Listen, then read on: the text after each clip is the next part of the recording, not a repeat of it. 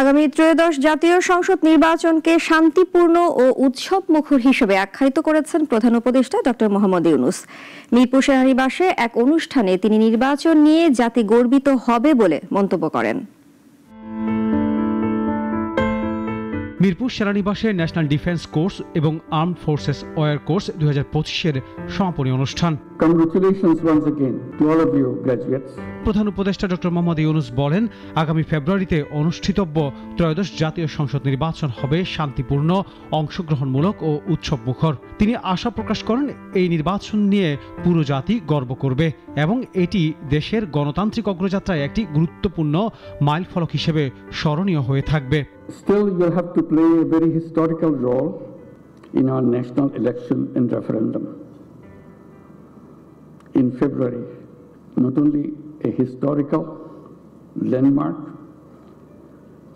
also a peaceful and festive. Make it a festive occasion for all voters who turn out to vote.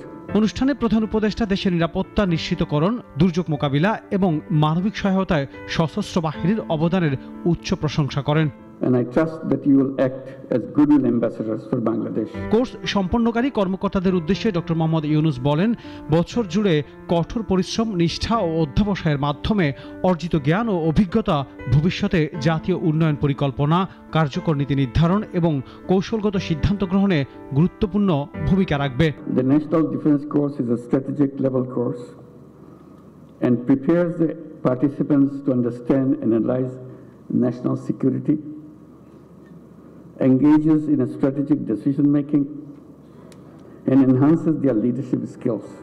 দ্রুত পরিবর্তনশীল বৈশ্বিক পরিস্থিতিতে দক্ষ নেতৃত্ব তৈরিতে ন্যাশনাল ডিফেন্স কলেজ একটি আন্তর্জাতিক মানের উৎকর্ষতার কেন্দ্রে পরিণত হয়েছে বলেও তিনি উল্লেখ করেন। Your contributions to global peace through participation in the United Nations peacekeeping missions have enhanced Bangladesh's global image.